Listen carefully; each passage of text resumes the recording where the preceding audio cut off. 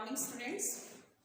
आज BSc third year का हमारा जो लेसन चल रहा था इनऑर्गेनिक केमिस्ट्री का, जिसमें हमने metal ligand coordinating transition metal complex का स्टार्ट किया था, जिसमें हमने सबसे पहले इसकी ड्रॉबैक की थी। ड्रॉबैक हमने की थी इसकी वीबीटी की कमियों को, फिर हम जो कमियां रही थी एक एक करके हमने डिटेल स्टडी की थी उसके अंदर, और उसके बाद हमने सीएफटी स्टडी यानी इस कमियों को दूर करने के लिए हमने क्रिस्टल फील्ड थ्योरी की थी। क्रिस्टल फील्ड थ्योरी के मैंने पोस्टुलेट्स बताए थे आपको। उसमें लिगेंड को हमने पॉइंट चार्ज के रूप में माना था, और उसमें हमने डी कक्षकों के 5 कक्षक जो हैं, डी में मैं रिपीट कर रही हूँ, डी के हमारे पास 5 कक्षक थे। कौन कौन से? D x square, y square, d z square, और उसके बाद d x y, d y z, d z x. ये हमने 5 डी के सब शरीर के थे। हमने कहा था इसके पोस्टुलेट्स के अंदर कि डी कक्ष का इनकी ऊर्जा क्या होती है, डी जनरेट होती है, इनकी ऊर्जा समान होती है, लेकिन जैसे ही लिगेंड इसके नजदीक आएगा, अपना इलेक्ट्रॉन पेयर इसको डोनेट करेगा, तब इनकी एनर्जी जो है वो स्प्लिट हो जाती है, कक्ष स्प्लिट हो जाती है, ऊर्जा वितरित हो जाती है। अब इन कक्षकों को हमने क्या कहा था? ईजी कक्षक जो अक्षों की ओर है, जो अक्षों के मध्य में भी विन्यासित है, इनको हमने क्या नाम दिया था? T2Z कक्षक नाम दिया था। उसके बाद मैंने कहा था हम ऑक्टाहेड्रल और टेट्राहेड्रल कॉम्प्लेक्स के अंदर हम इनकी डिटेल स्टडी करेंगे। तो अब ये जो ईजी कक्षक है T2Z, ये ऑलरेडी आपको पता है। ईजी कक्षक कौन से हैं? डी स्क्वायर, वाई स्क्वायर और डी जेड स्क्वायर। ये अक्षों में अभिविन्यासित है, और ये क्या अक्षों के मध्य में अभिविन्यासित है। अब हम इसके अंदर क्या करेंगे? सबसे पहले crystal field splitting in octahedral complex. Crystal field splitting का हम ऑक्टाहेड्रल कॉम्प्लेक्स के अंदर स्टडी करेंगे। क्या है? जो 5 डी कक्षक हमारे पास है, जो ईजी कक्षक और T2Z कक्षक, ईजी कक्षक 2 और T2Z कक्षक 3 जो हमारे पास है, ये क्या है? पहले डी जनरेट है। ये कौन से कक्षक है? डी के अंदर कौन से हैं? D x square, y square, d z square, d x y, d y z और डी जेड एक्स। ये 5 कक्षक हमने एक ही लेवल में बनाए हैं बुक्स के अंदर।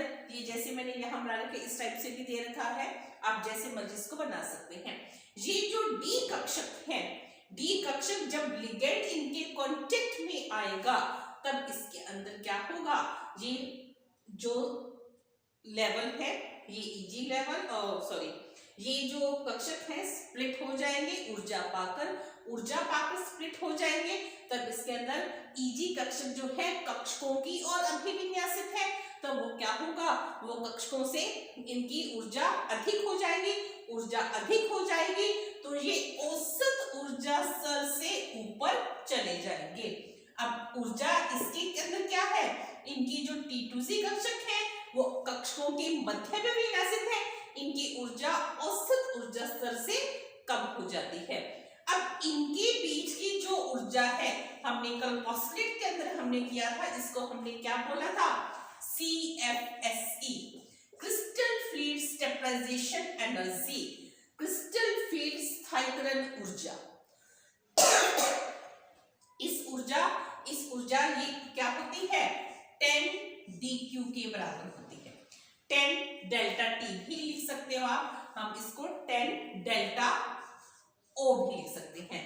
डेल्टा एनर्जी लेवल से आ जाएगा, O फॉर ऑक्टाहेड्रल। ये O का मतलब क्या है? ऑक्टाहेड्रल कॉम्प्लेक्स के अंदर। ऑक्टाहेड्रल कॉम्प्लेक्स के अंदर क्योंकि कितने लिगेंड आते हैं ये ऑलरेडी आपको पता है, उसके अंदर 6 लिगेंड उसको अप्रोच करेंगे। 6 लिगेंड, और 6 लिगेंड जब अप्रोच करेंगे तो वो क्या होगा? ईजी कक्षक हायर एनर्जी लेवल की और हायर एनर्जी लेवल औसत ऊर्जा स्तर से ऊपर की ओर। इनका ऊर्जा डिफरेंस क्या है? 0.6 डेल्टा O फॉर ऑक्टाहेड्रल। और जो T2Z कक्षक है, T2Z कक्षक कौन से हैं? DXY, DYZ और DZX। ये तीनों ऊर्जा स्तर जो है वो औसत ऊर्जा स्तर से इनकी ऊर्जा कम हो जाती है। इसलिए यहाँ ऊर्जा अधिक है औसत ऊर्जा स्तर से, इसको प्लस से डिनोट किया है, और इनकी ऊर्जा कम है औसत ऊर्जा स्तर से, तो इसको माइनस से डिनोट किया है। इसकी वैल्यू कितनी है 0.4 डेल्टा O, और ये इसकी कितनी है +0.6, और टोटल कितना है 10 डेल्टा O के बराबर है।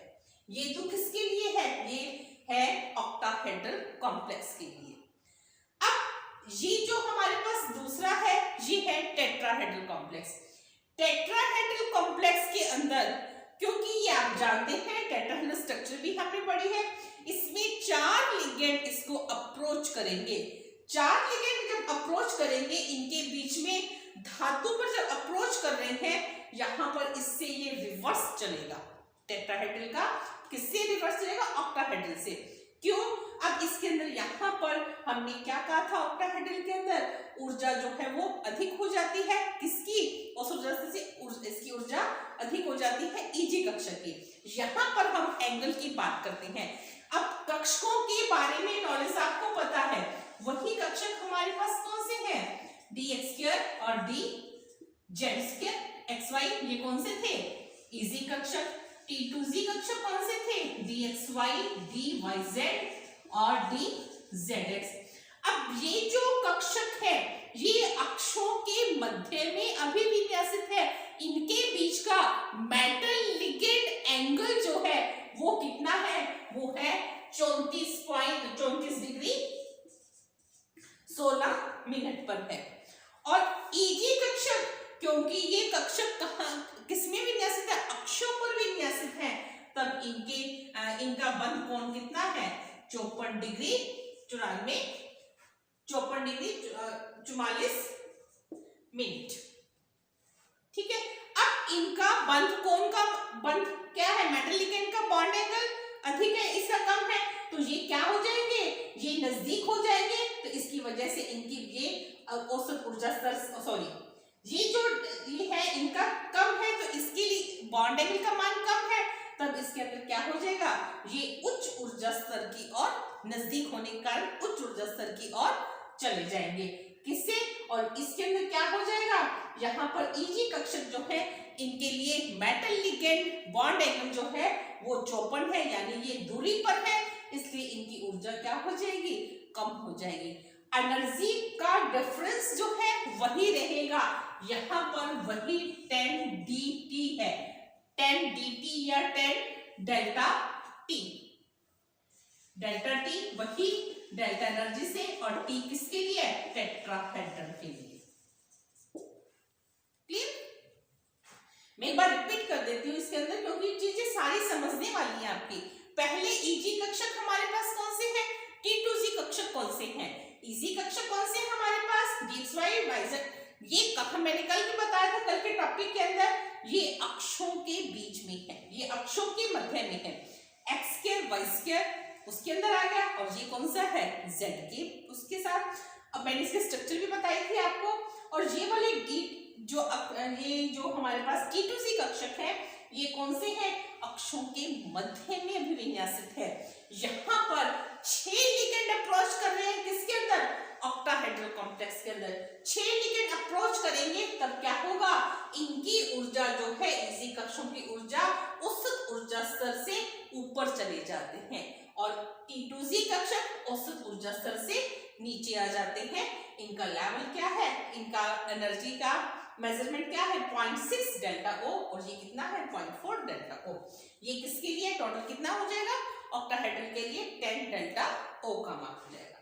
यहाँ पर हमारे पास क्या है, टेट्राहेड्रल के अंदर यहाँ पर बंध कोण मेटल लिगेंड का Eg कक्षक के लिए कितना है 54 डिग्री 44 मिनट, और T2z के लिए कितना है 34 डिग्री 16 मिनट का। तब यहाँ पर क्या हो जाएगा, क्योंकि T2z कक्षक नजदीक पड़ रहे हैं, तब इनकी ऊर्जा जो क्या हो जाएगी, उस ऊर्जा से अधिक हो जाएगी, यानी ये हाई एनर्जी लेवल की ओर चले जाएंगे।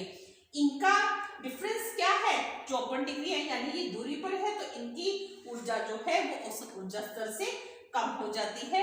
डिफरेंस वहां 0.4 का, यहाँ पर एकदम रिवर्स चल रहा है, ये 0.6 और ये 0.4, और ये -0.4 और ये 0.6, यानी ये दोनों एक दूसरे के रिवर्स, हमारे डेटा जो है वो रिवर्स चलेंगे। तो ये तो हमने पढ़ा ऑक्टाहेड्रल कॉम्प्लेक्स के लिए, और ये हमने पढ़ा टेट्राहेड्रल कॉम्प्लेक्स के लिए। ये दोनों कॉम्प्लेक्स किस आधार पर है? क्रिस्टल फील्ड थ्योरी के आधार पर है। इनके अंदर energy level, energy 10 delta t tetrahedral और O फॉर ऑक्टाहेड्रल। ये तो थी हमारी crystal field theory, crystal field stabilization energy के बारे में।